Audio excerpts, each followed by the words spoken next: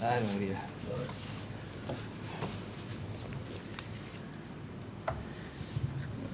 Sekarang ni I'm not very particular about the podcast sangat pun.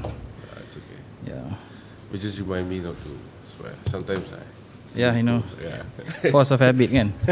Yeah. Yes. Actually, Happened before? not in recent memory. Okay. I'll try to keep that in mind as well. Okay. I wanted to actually keep the podcast simpler lah. Sebab dulu tu macam, although it was informal, tapi I don't know. I tried to stick to format yang macam a lot of people say that if you have a podcast, this is what you need to do, blah blah blah kan. So sekarang ni I don't care anymore lah. But what's your Kita expectation and shit? No, the thing, you just bring the mic closer to you so that you can, Sure. yeah, your voice comes out really really nice. Oh. Kan, yeah. Yeah. So because apa ni, I say this a lot of times. A lot of people they're a bit afraid of the mic, Yeah. and sometimes they tend to sit back kan. So when you sit back, the sound is not so It's not clear. clear. Alright. Yeah. So if you I always lean back. yeah, if you go close, they sound a bit better lah. Of course, actually we're recording now sekarang ni, so Oh, no yeah. worries. So that's the I kind of feel. didn't realize that. Yeah, so this is the kind of feel yang I wanna get to lah. Yeah. And for you listeners out there, Because I'm very casual, I'm very relaxed. So yeah. everything should be fine. So this episode ni, you're gonna hear every single little noise, especially from my youngest daughter to nanti. Right? Yeah. So I don't care lah. In any case, welcome to the today's Thank you so podcast. much. Yeah, I feel very privileged, being invited for this podcast. Like the rest of the people who've gone through this. Thank you so much on that. Welcome. Yep. I think I tried to get you since apa ni, I think Yeah. October last year kan, but Yeah, I've been busy with uni Yeah. and everything, and then I've got like one semester left or so. So it's very cramped up and everything. Yeah. but right now you have Semester break. semester break lah. It's more of a midterm break. Midterm, for okay. this semester, Yeah. yes. College was so long ago for me, so I forgot like. Yeah, true. What are you studying, bro?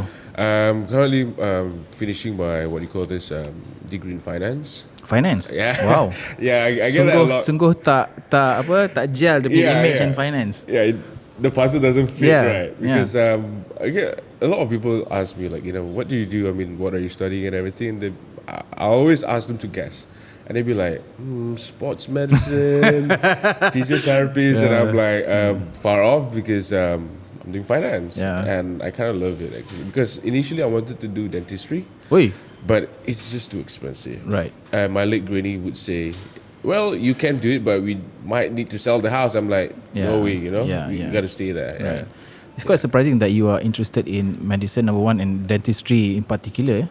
It's another thing. I had three choices actually: dentistry, business, and fashion. First, it's too expensive, Right. and then second, my fashion. I love fashion and everything. For a Right. big guy, I love it because I have a natural talent in arts as well. And what happened is when I look back onto the what you call it platforms for fashion and everything, not everyone's doing well. So I thought, maybe I should pursue towards business, and Right. maybe one day if I want to have my own fashion store or whatever, Yeah. I can run it on my own Right. and just hire people. That's it. Yeah, you have a foundation of because doing business, you have to have some foundation of Exactly. money kan. Yeah, all the basics and everything. Yeah. So you're not taking business as a degree. You're taking finance specifically Yes, kan. my major. Like, so what's the difference between business? Why did you go for a BA instead of I feel like because a lot of people out there, even if I go to my uni, you see the majors in marketing, this and that and everything, and the general one would be like 100 over people. And for marketing, it'd be like 50 or 60 people. And if you see my class of finance, there'd be only like 10 people. So I feel like, the the little number of people means more attention. demand Yeah. somehow. Right. And then I spoke to one of my friends' dad. He's quite successful and everything. Well, this is quite biased, but you just need some convincing power because you're very young and everything. And then he said, yeah, I did finance before, and I feel that it's one of the crucial thing that you need to acquire for one day you need to use it. Right. Yeah, in your business. I think that's, of course, this is not accounting. Accounting is totally separate thing, right? I think AI is not going to take over finance. Yeah, that's true. But actually, kind of true as well, because these days, from what I heard, most of my friends in finance who've been working for years, they say that nowadays they're hiring more of engineers, software engineers, rather than finance people. What? Yeah, because at the end of the day, like, how do you call this? To make things easier and simpler, you need a system. Right. And to have a system, AI, Right. you need software engineers. Yeah. And all you need to do is understand the system, key in the numbers, boom, everything Right, come betul, out. yeah. Yeah, so it's kind of scary as well. Wait until the AI figures out how to be more advanced, and then the software and engineer then will just go away. That's quite scary. Kan, but finance, I mean finance, typically kan, like from my own working experience, What do you do before? engineering, Engineering, I didn't expect that. Mechanical? Electrical. Yeah, so for me it was a choice of engineering lah, macam whether you take electrical ke mechanical ke apa semua kan, it's just as long as you get into engineering. Yeah, because I was I got a macam loan and student loan.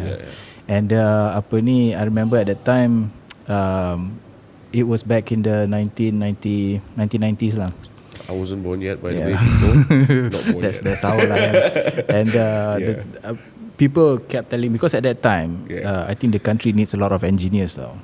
Right, for some reason they said it's something new at that point. At that time. So IT came after that. So macam at 17 after SPM, apalah kita tahu kan. Yeah, exactly. That's my point. I think this is actually, kalau nak cerita pasal education kat Malaysia ni, panjang lah topik dia kan. Let's not get there, it's a bit sensitive. Yeah, so macam because nobody actually guided me in terms of what kind of career path that I should take. And of course time tu kita pun we weren't serious, we were just, we're not so fussy, I would say. Whatever that's upon us, just take it and do it.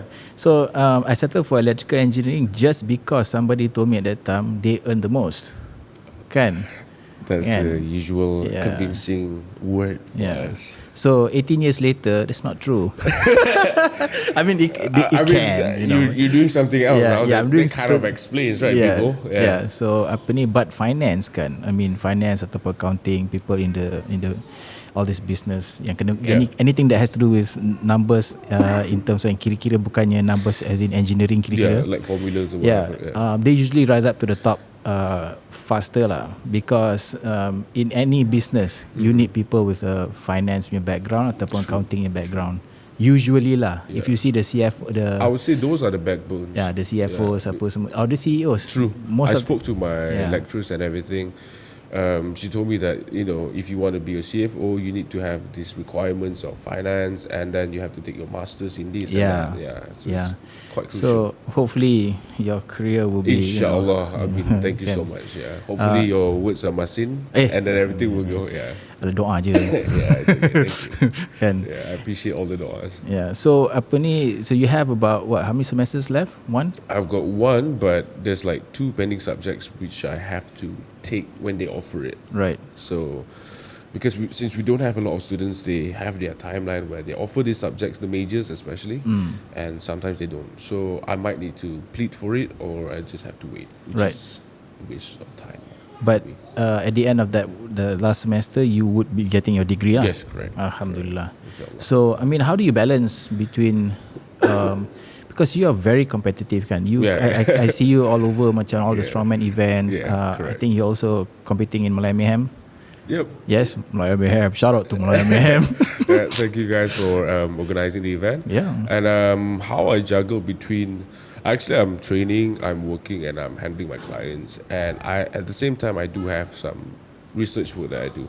But it's not my thing. It's just I can't disclose this, but it's more for senior citizens, a little bit of studies, and I'm just a helper. Right. So I do those things as well. And how I juggle it, to me, when I first started it, I felt like, this is so tiring. This is so not me. I'm not used to it because, I was just a kid playing games, training, going to rugby, going to the gym. That's it. And then suddenly I have more things on my plate. To me, it's just that you have to go through it. At one point, you just learn how to manage it. That's it. in 2 months' time, you'll be like, okay, this is not the best thing, not the most efficient way to handle these things, I need to find a way. And at some point, you will manage to do it. You'll find that, the idea of managing. Right. It is so encouraging, so inspiring for me to hear somebody young. Yeah, I'm assuming working with old folks is something that is sort of macam apa kita panggil kerja amal lah. Right? Yeah. That is so good for you, kan? Because I find that a lot of young people they to make things clear, I don't work with them, but more to whatever that the department doing towards them. So I'm just helping them. Yeah. I mean, the fact that you are helping, kan? I mean, you're using your time for something that actually doesn't benefit you, tau. I mean, it's not in that sense, but you're helping other people, and that's so. Honestly, to me, because my granny just passed away recently. I mean, this is a bit soft. Sensitive topic, but I don't mind actually. She's been on wheelchair for the past 9 years and everything. I've always been like, I thought like, let's say if she's still around and I passed away before her, I would feel like, I just hope that one day people can help her, Yeah. So that's what I thought of, like, what about all these people that no one is helping? So I just want to do that. Let's say if I'm gone, I mean, my granny passed away already. Let's say if I'm gone one day and let's say my brother falls sick, my auntie falls sick or whatever, and there's no one to be there to for care her. for them, Yeah, correct. And I hope that, these kind of people, there's Allah's job and everything, Maybe there's kind people to take care of them or those kind of things. That's just my thought. Yeah. Yeah. Might as well be you, you know what I mean? Yeah. Because I think I hope the viewers don't mind me getting a bit religious. No, it's okay. I don't mind. Kan, I mean, for me, you see, macam I've gone through life a bit lah, Yeah. more than most of the people that walk through this door lah. True. And I find that if I can turn back time, I would probably do my life a little bit differently lah. Because I think we need to start investing in our afterlife lah, because we're Muslims and we believe in that, right? Even for people who don't believe it, I think it's so gratifying and it's so fulfilling. It's a very human thing to do, I would say. I always say that it's not what you get, but it's more of what you give, and it's and how you feel. Yeah, and I feel that in your coaching life pun, you would probably feel the same, because I'm not sure how you started. You can get into that. If you started on your own, blah blah blah, and now that you've reached the stage where even though you're very young, you've got like how many years? 8 years, 10 years? Training? Yeah. 10 years. 10 years of I started experience. when I was 14. Yeah. Exactly, right. And you are passing down your knowledge to all your clients and customers, right?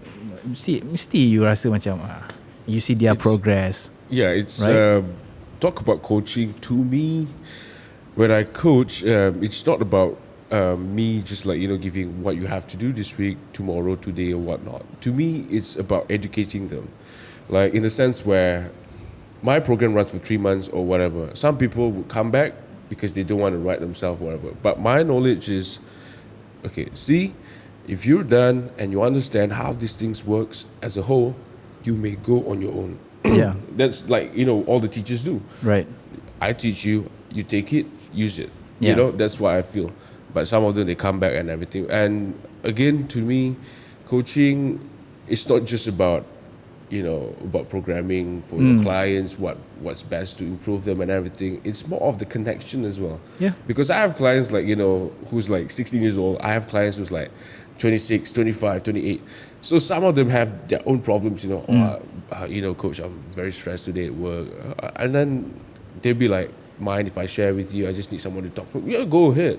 And then some of my boys like, 16 years old, 17 years old, I have problem with girlfriends, so I don't feel like training. I'm like, speak to me and then go to the gym. Yeah. You know what I mean? Yeah. So it's more of I'm their physiotherapist, I'm their psychiatrist sometimes, and at the same time, I'm their, shoulder to lean on as well. Yeah. That's what I feel coaching has to be, that way. Yeah.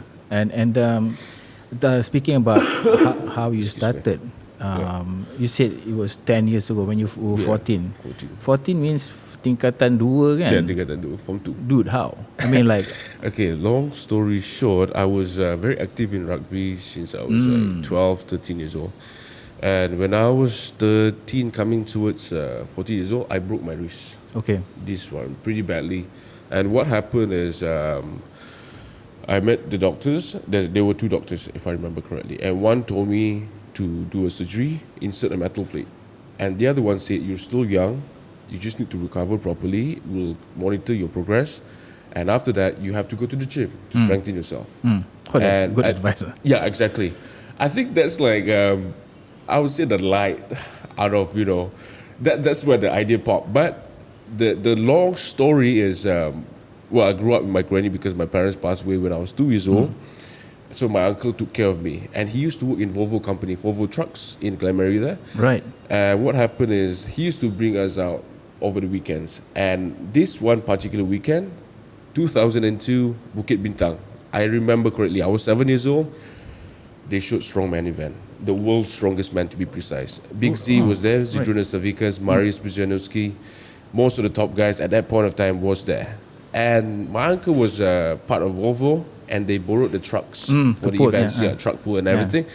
And he was like, hey, do you want to go to this kind of event? I can't remember much, but I remember big guys pulling trucks, lifting tires and everything.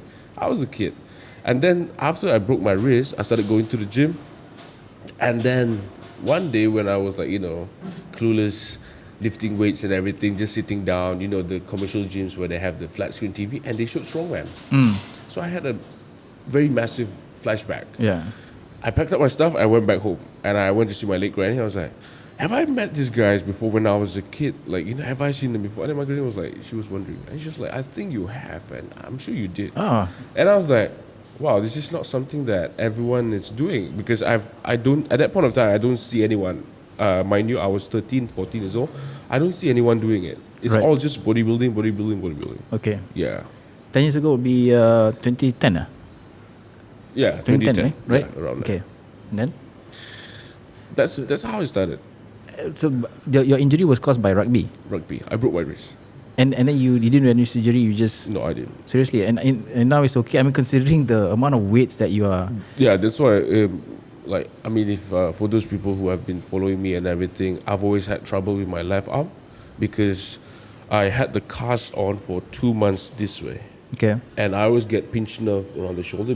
And when I spoke to the Precise Rehab guys, my sponsors, thank you so much. Thank you, Precise Rehab. It's because, in that 2 months' time, my shoulders are like this. Oh, okay. And what happened is, as I get bigger, I create more compression on the nerve with the posture being very in position. Right. So it compresses, and sometimes I can bench heavy, sometimes I can't bench at all because I can't feel my arm. Whoa. Yeah, but that's how I broke my wrist. So I only started working on it, like rehab and those kind of things, after 5 years, you would say. So you can imagine how terrible it is, like the imbalance and everything. Right.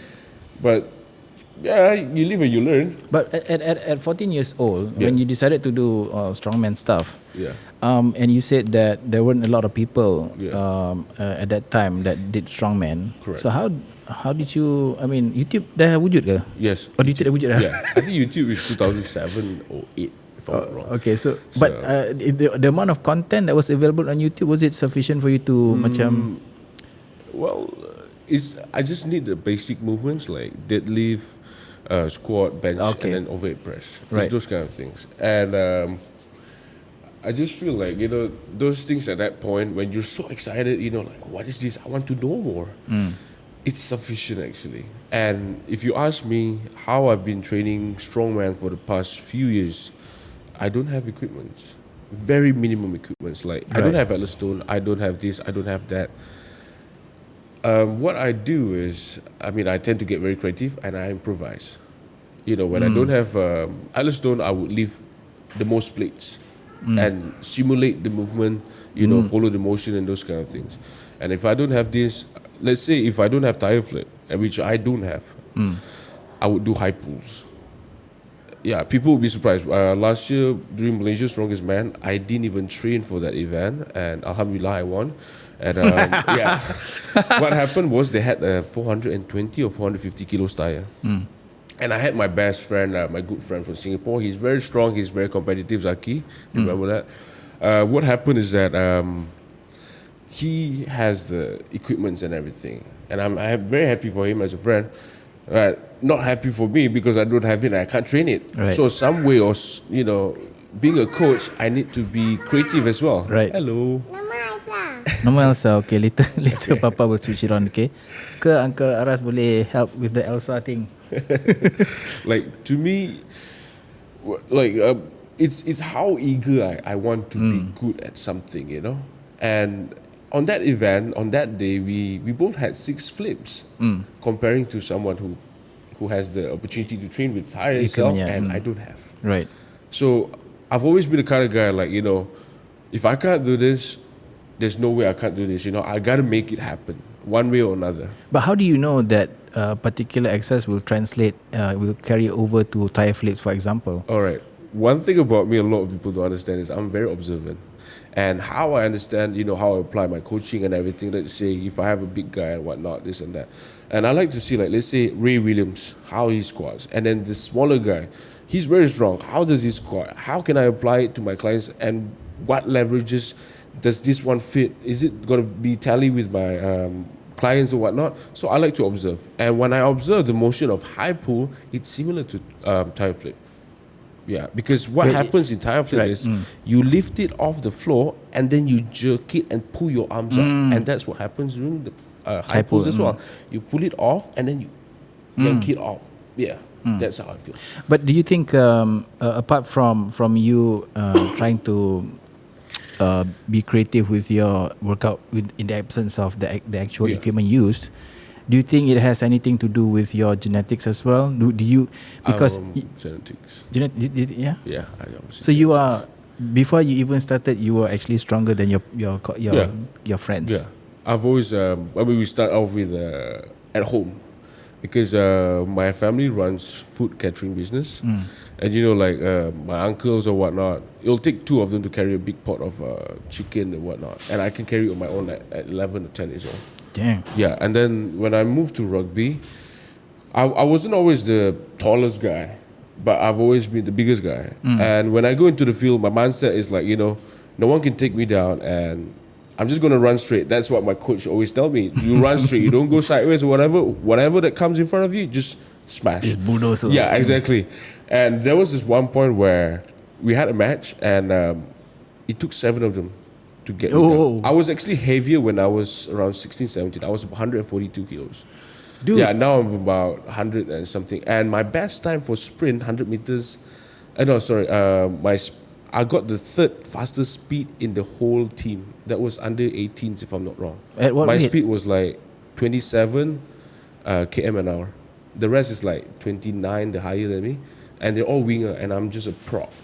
Well, I don't know what the rugby terms. A prop is basically, in the scrum, the guy who pushes at the side. Okay. And basically they're the heaviest and somehow the strongest guy in the field. And the one that carries the guys, Yeah. A winger is a winger. The one that runs a lot. sprints. Yeah, exactly. Okay. So being able to catch up with them, being really close to them, I felt like, I'm something else. And my best time for 100 meters sprint when I was I actually went for short putt, lontar peluru, for MSSM. And we had a test. My best at 126 kg, 12.46 meters. Seconds in 100 meters. Wait, short putt ke 100 meters? 100 meters, but we had the test. The speed test and everything. Right. So my best speed was 12.46 at 100 meters. And my body weight was 126. Dude, ni masa you are sekolah menengah? Sekolah menengah. How can you be 126, bro? You are not that tall. It's okay. I don't know. I think it's the growth spurt. When I was like 12, I was actually 78 or around there. And when I masuk sekolah menengah, 13 years old, 108. So I jumped like 30 kilo balik, I guess. And we're not talking about fat here. We're talking, baby fats, I would say. Really? Yeah. But still, with baby fats and being able to move around and shift around very well. Wow. Yeah. Okay, this is interesting to me because how come you never went into sprinting then? No, I can't because there's no fat guys class. But this is your macam apa kita panggil lah, your normal average weight ke ataupun like Yeah, my walking weight. Oh. Yeah, even right now also, I'm sitting down at 122 now. First time, bro, somebody heavier than me.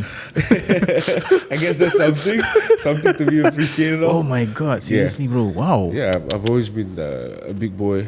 Like right now, have you ever measured your body fat? Like, yeah, my body fat. That's the thing. When I was younger, let's say the first 5 years of training, I saw a lot of strongman. Fat. But they're mobile and everything. I was mobile as well. I am still mobile, and I thought like I just gotta eat my way up there. I gotta eat and get big and get strong. But that's not how it works. When that's where you learn as well. So what happened is when at one point when I was 132, I think my body fat was like 34%.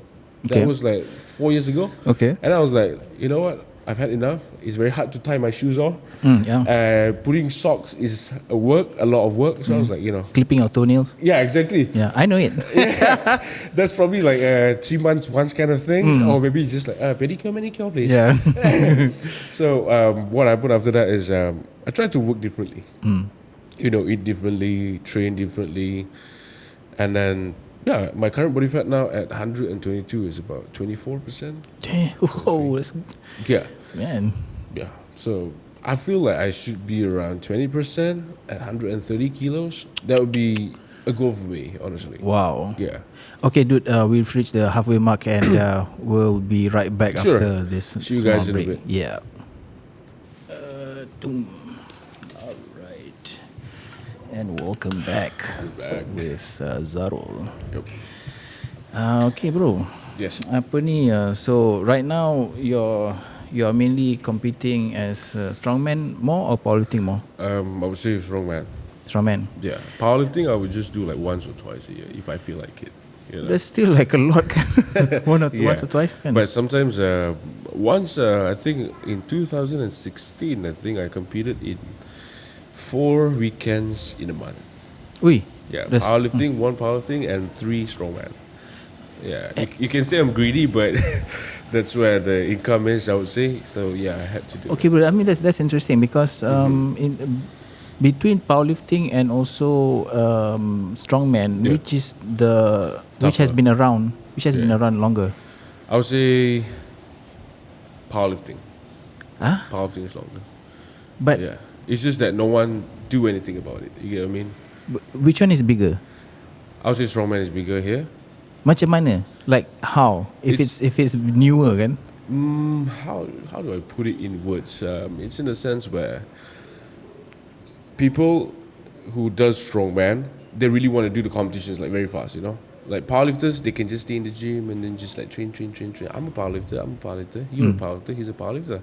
We just train until someone decides to, let's make an organization and whatnot, and then it's a thing. Okay. Strongman, no. You can have like a small competition or whatnot because when I won my first competition, I was 16, and that was in Putrajaya. Aduh, 16. Yeah, I got third that one. Yeah, and they didn't know that I was 16 and whatnot. And there's always prize money in strongman, so I feel that's how it grows so fast. People see money. Oh wow, let me just try this. I'm big, so they're big. Maybe I can win it as well. So that's the thought. Yeah. Right, but where does the money come from? Mostly sponsors, but thankfully last year, I think if I'm not mistaken, we had a bit of funding. We're not affiliated with the government, but last year during Malaysia's Strongest Man, if I heard correctly from the organizers, they had some fundings from the government and then sponsors as well. Yeah, but okay, like I mean, Malaya Mayhem is also doing something similar, right? Yeah, correct. Tapi I find it, I think we finding it difficult to get cash sponsorship. It's understandable. Like, but how did the strongman community? It took us a while as well. I mean, I'm not part of the the organization or whatnot, so I don't really know how the loopholes or whatnot, this and that. But I guess we've been around for quite a while. Like before I competed, when I was 16 years old, that one, if I'm not mistaken, they've been running the event for 3 years. Oh, okay. So basically, when I was 13, they started it already. Okay. It's just a small competition. Is there one guy that like started it all? I won't say one guy, but he was part of the government, if I'm not mistaken, KBS, those kind of things, you know? Yeah. And apa ni, because Strongman, what is the appeal of Strongman? Because number one, the implements are very difficult to get. Not a lot of gyms yang ada. And if I'm not wrong lah, because I don't like pergi on Instagram and start looking for all this stuff. But whatever that pops up on my feed tu kan, usually orang train kat belakang rumah. Yes, correct. Kat kampung. I think that's the beauty of it, because okay, I want to get strong and I want to learn how this thing works. Let's say log press. You don't see all the gyms having that implement. You know that you can just go to scrap dumpster, whatever, just like, oh, I think this one can be a lock, and then you just meet a metal fabricator, make it. It's those kind of things. It's all a lot of hard work. When you don't have the access for a lot of things, I would say it's gonna make you quit or just make you work harder. Right. It seems to me that the whole community wants to work harder. Yeah, I do feel so. Kan? Yeah. In terms of accessibility, I would think powerlifting is the easiest because they can just go to any gyms and boom. And that's one thing that I want to talk about as well, because there's a lot of young lifters. We're talking about 14, 15, 16, 17, whatnot.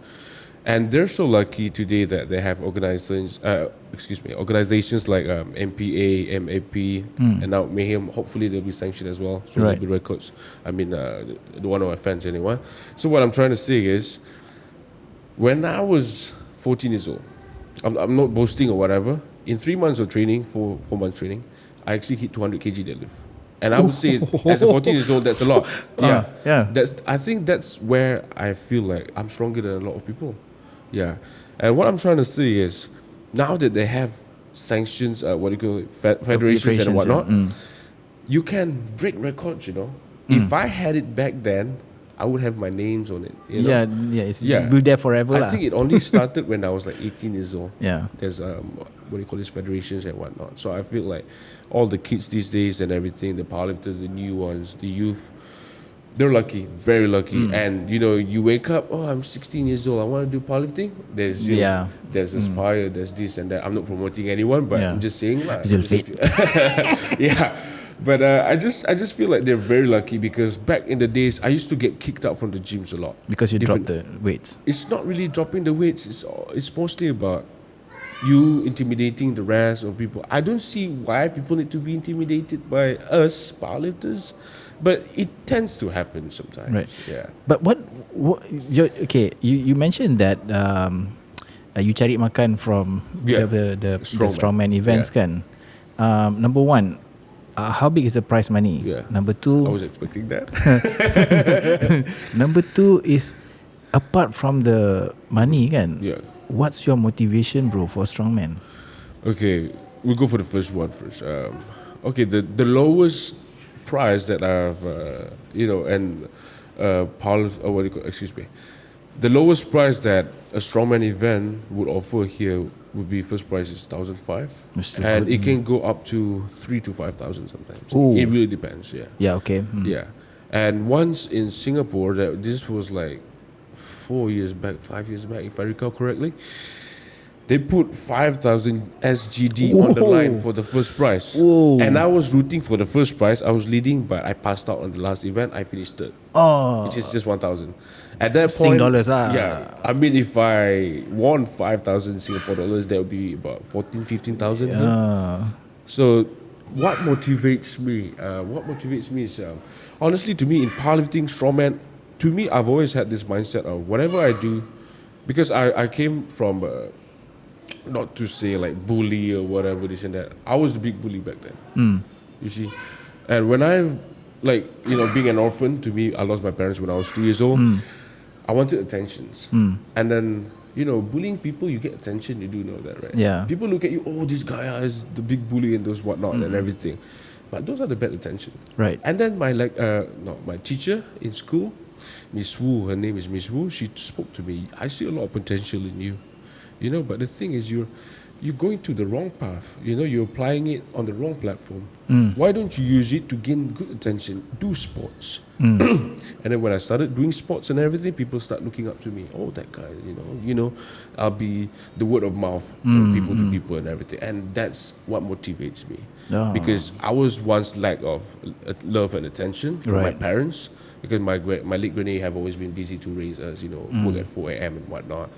I mean, she worked hard for us. And I just felt that another thing that motivates me is definitely my granny. Yeah, she's never complained in her life about how hard it is to raise 2 grandchildren who have lost parents and everything. It's more like my life revolves a lot on a lot of loss. So I guess that's one thing that motivates me. And lastly, I would say, in powerlifting or strongman, there's a lot of records, right? I want to be that guy. I don't know when I'm gonna die, when I'm gonna go, whatever. It's just a bit like like emo. Some people might laugh at me. I don't care. Yeah, who cares? I just want to get very, very strong. It doesn't matter Malaysian standard, world standard or whatnot. World standard would be great.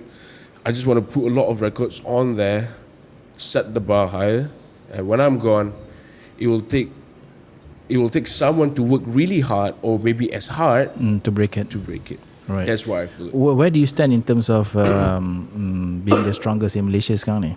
I've been 3 times Malaysia's strongest man. It's just that it's not exposed, so no one knows. Right. Yeah. I won 3 times in a row. Yeah. Is there a category in strongman? Yes, there's categories. But there's a lot of categories in strongman actually. But since we don't have enough funding, we don't have enough athletes, especially for the lighter weights, they're not interested in strongman. So there's open weight, which is 105 and above, and then there's below 105, below 90, and perhaps I think I heard rumors they're gonna apply below 80 as well. Okay, who's your closest competitor, bro? Like, I mean, how far ahead are you from that guy? How far ahead am I? Because throughout this journey of mine for the past, I would say 8 years. I mean, 10 years of training and everything, but 8 years was the competitiveness and everything was there. I've had a lot of people that I had to go against. When I started joining, there wasn't much competition. I was like, strolling around, winning competitions and everything, and then someone popped. And I'm like, wow, you're trying to step on someone's grass, my grass. Right. So I felt like, I've had a few people who can match with me or come close to me. Yeah. And for now, the closest and the strongest, I would say, is Keith from Singapore. He's my good friend. I love him. And he's very strong. Yeah. There are things that, like powerlifting is just static lifts. Strongman, dynamics, and statics. I would say he's very good at dynamics. There's no way I can catch up on him. There are things that I can, but Zaki, you owe this to me. You cannot beat me on static strength. Because I feel like, most of my training revolves around powerlifting training. That's it. I just want to get the strongest. And to me, because, Brian Shaw? No. Okay, he's 4 times world's strongest man. And I think in 2009, world's strongest man, he said this in the live interview. He said, if you don't have the technique, if you don't have the idea on how things work, keep in mind, you can always have brute strength and it will cover everything that you don't have. This is specific for strongman. Yeah. Powerlifting pun it applies kan? If you have brute strength. Yeah, exactly. Right. Correct. Okay. Like for some people, they don't have the best technique or whatever, but they can bench 300 kilos or whatnot. So I feel like even in strongman, if you can deadlift 400 kilos, obviously you can, lift Atlas stone, which is 150 kilos. There shouldn't be a problem for you. It's just technique and whatnot. Yeah. Okay, now, so in terms of the international stage, where do you fall? Where do I fall? I won't say I'm close, because I always put myself as far. If I feel like I'm close to them, I would work lesser and this kind of thing because I'm comfortable. I don't want to be comfortable. I don't want to be comfortable. So, we had this guy who loves strongman and he make rankings for strongman. I think I fell in 80 plus, but I do believe that's not true. Right. That's just the way he counts the ranks and everything. Yeah. Yeah. I don't take it from anyone or whatever. I'm not the strongest yet out there, but I want to be. Have you ever competed at the what do you call International that? stage? Yeah, I've been to Hungary, I've been to Singapore, Australia, Gold Coast Strongest Man. A few countries. Yeah, it's quite fun. And did you do well or? I think the one that I would appreciate the most was in Hungary. That was fun. It was a team event. We had 7 continents, and we represented Asia. And you could see, like, if you were there, you see all of them. They're tall, and you look at them like, wow, you're big, you're tall, and everything. It's quite hard. It's a mental game. And then when you, like, all of us, we were like about the same height, except for Zaki. He's taller. Yeah, I mentioned his name 3 times already. Ni Datuk Zaki there? No. Zaki Singapore. Okay. Yeah, Zaki Hatta, his name. What happened is when we start seeing them live, we're like, your size doesn't match your strength. It doesn't even come close. And what we did slightly better than that. I think we finished 4th or 5th on that continent competition out of 7 teams. So that was a great experience, I would say. Flying for a competition for like, I think it was like 14 hours flight. Right. Those kind of things. It wasn't direct, but traveling around and everything, you feel tired, and then the next day you got to compete. Those kind of things. Wow. But okay, so you mentioned that their physical size, maybe their strength does not match how big they are, tall, but do you think we are at a disadvantage because we are on average quite like less than 6 feet in? We're quite short. Bluntly say, we're quite short. But I won't say it's a disadvantage. Because a lot of people think, like, especially in Strongman, you see Haftor is 6'9", you see Big Z 6'3", Brian Shaw 6'8". That's the thing, that's the sweet things, the beautiful thing about the essence of Strongman is it doesn't matter how tall you are, how big you are, what background you come from, which country you come from, whatever you've done in the past or whatnot. If you're strong, you're strong. You get what I mean? Let's say for Atlas Store, let's say that's very tall in height. A short guy will struggle. Right. But when you know you struggle, when you have a problem, what do? You solve the problem. You try to get better at it. Right. Like for someone that's tall, deadlift will be a lot longer for them to pull. Yeah, the range of motion, it's right? It's always quite fair in a sense. Yeah, I was about to ask that because I don't know how much of a physical attribute affects one's performance in a strongman competition. But you're saying that I suppose, I know this is a bad analogy, macam CrossFit pun, there are some people who are good in gymnastics but they're not good in lifting, blah blah blah. So it almost averages out. Fair. Yeah, it's quite fair. But but there's a slight advantage. Always there's a slight advantage. Yeah. I would say taller is better. Yeah. Yeah. Because of what? Leverage and everything, your wingspan. Let's say if you truck pull, you can strike longer, further, and then you can pull further as well. Right. But you got to match that with speed, endurance, those kind of things. Right. So like macam dekat Malaysia sekarang ni, the strongman competitions ni usually ada berapa banyak? At one point they used to have like probably 6 or 8 in one year. 6 or 8 ni organised by different people or the same people? Different people. Oh wow. Different people, yeah. And you guys don't have any macam federations ataupun organisations? We have Malaysia's Strongest Man organisation. But only one? Yeah. Just organised by different folks? The organisation is just for you to register as a strongman. Competitions, even you can hold a competition. We would come. Okay. Yeah. It's cool. very random. Yeah. cool. NGOs or whatever, they want to do it, they do it. If you feel like, I don't know what to do with 20k of money, let's do a strongman competition. Go ahead. I would love to join and compete in that competition. Yeah. And okay, maybe ni sensitive topic sikit kan, tapi ada drama dekat strongman community? I would say any sports also got drama. Mesti ada Powerlifting got drama, strongman got drama, bodybuilding got politics and everything. Any sports, the essence of sports is to be competitive. Right. And drama is part of being competitive. Do you know that? I don't know that. Yeah. Like, you throw fire at each other and then next thing you know, next meet I'm going to trash you. Yeah. That's not swearing, right? Okay, sorry. Yeah, no, it's okay, that's fine. Yeah. But macam like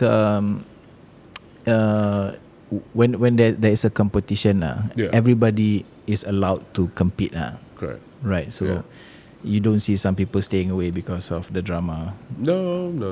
Can because the money Staying away is something, but I understand where you're coming from. Let's say you want to compete, I'm like, I don't like you, Azmi.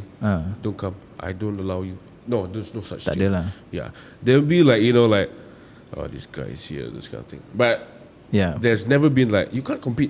I don't like you can't compete. They don't There's manifest it lah. Yeah, They they just don't. simpan hati, Yeah, simpan even alam though je we kan. don't like each other or whatever sometimes, we're grown-ups. Yeah. We shake hands. Yeah. Good luck to you. Yeah. I'm gonna smash you. Good luck. That's Yeah. it. It's those kind of things. Right. Yeah. So how many do you compete in a year again? It really depends. If they have a lot of events, then I will compete. You probably pick and choose the one that has more cash Not prize, quite. or Not quite, because that's my source of income. I mean, I owe it to my auntie who's been paying for my uni and everything. But at some point, certain things like foods and whatnot. I mean, looking at me, most powerlifters, most lifters, most athletes eat a lot. yeah. Yeah, so that's where my money goes to. I mean, like just to sidetrack, how much do you eat in a day? It really depends. On my off season, I don't eat that much. 3,000 calories 3,000 for your size taklah besar sangat. off season. Okay. Coming towards on season, I would go to 6 and 7. Oh, okay, dah banyak. Yeah, and people always ask me, "Oh, how many scoops of whey protein do you take in a day?" I would say 9. Yes. Yeah, they would say that, like a lot of dietitians or whatnot, if they listen to this, they would say it's unhealthy. That I'm like, yeah, I understood it's unhealthy, but I don't have time and everything, this and that. And 9 scoops of protein or 10 scoops is like 200 plus grams of protein, and the rest, the carbs and whatnot, the rest of the calories. And I do eat normal foods as well, but Yeah. yeah, a lot as well. Tapi kan I want to ask you kan, macam Yeah, sure. don't you get full? I mean, okay, 9 scoops of protein helps with your satiation lah kan. Tapi at 5, 6, 7,000 calories kan, that's a lot of food kan. Yeah. Don't you get macam full? Macam you dah You get sick of it. Right. You do you know that there's such thing as, I mean, I don't know what's the term for it, the name for it, but at one point I was eating my way up there for 3 months, and when I stopped doing that, I just can't do it anymore, and I felt depressed. I was depressed, and I spoke to a friend of mine. He said, you put so much pressure on your internal organs, like all the foods and everything, because you didn't, let's say from 3,000, I straight away jumped to 7,000. Your body is shocked instead of like 3,000, 4,000, 5,000, and then we ease to 6 to 7,000 and stay there. That's fine. Your body is not that shocked. But what happened is that your body have to process twice more, and it gets very tired. What happens when you're tired? You get very depressed, you get lethargic and whatnot. So the internal also can happen also. So yeah, that's not a good way, but I've learned some good ways to do it. The transition. and if in on season you are still eating Yeah, 6,000-7,000 calories. yeah. Like macam It's quite disgusting, I must say, people. look, can you just tell me like what does that consist of apart from the 9 scoops of protein? What does 7,000 calories look like? Like I said, I come from my family background is food catering and those kind of things. So every day I would have chicken, beef, prawns, fish, everything on my table. Oh, So I would just like eat. Yeah, and it's quite clean. and you can gobble it down. Is okay, it a struggle tak? Okay, one tip for you guys who wants to bulk.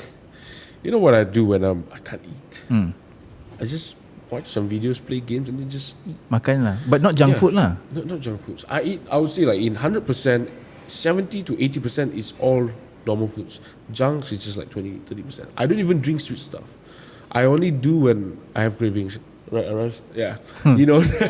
Yeah, because sometimes I have cravings and whatnot, but I always stick to plain water and my BCAA. That's it.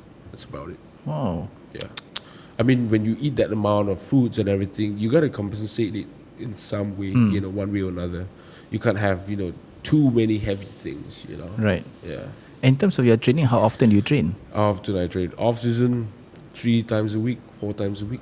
But on season, it can go up to 6 times a week, especially for strongman. Right. Like one thing about powerlifting, the distinct difference in powerlifting and strongman is what I would say is powerlifting is very fixed. Like any powerlifting meet you go, squat, bench, deadlift, squat, bench, deadlift. There's never been squat, bench, push up. Oh, no such thing. Right, correct. So in strongman, it's up to the organizers, and sometimes they don't give notice. Like let's say 2 months out, okay, log press, this. And you'd be like, wow, I have not been training that. and other organizers suddenly different. So you need to cater to that, events. Right. And sometimes it's very short notice, sometimes it's long. Thank you. So it's hard. Yeah. So for you to adapt your You just training, need to be strong overall, and you just need to apply it. That's my method. and I hope for the best lah that they actually pick. You can never go wrong with being strong. Yeah. That rhymes. Yeah. Right. And what's the average age of a strongman to be competitive? Macam Malaysia. I'm Malaysia ke worldwide ke, because I'm assuming like you put your body through hell, even more so than I would think powerlifters, because of the sheer weight that you are lifting, kan. So usually how long what's the career span of strongman? I would say career span, like if you see the world's strongest man and whatnot, you've seen guys who are 50 and still competing there. And 50 competing in strongman is different from 50 being in the world's strongest man. Okay. You get what I mean? Like you can have 10,000 of 50 years old who's in strongman, but imagine one only peak into the world's strongest man competes with 20 plus years old, 30 years old. Right. So I would say the lifespan of an athlete, strongman athlete, it really goes by how much you love it, how passionate you are. Because some people don't seem like they're stopping. Mark Felix is 54. He's from England. Nick Bass, I think he's 52, 51. And still competing at the highest level? Exactly. Big Z, 44 years old. He's broken so many records and everything. That's just, it's more up to yourself, I would say. Where do you see yourself though? I see myself, I have my personal goals. I have long-term goals that I've set when I was 16, 17, 18 years old. This goal scares me. And they say when it scares you, it's big enough. But I do feel it's still not big enough to be there.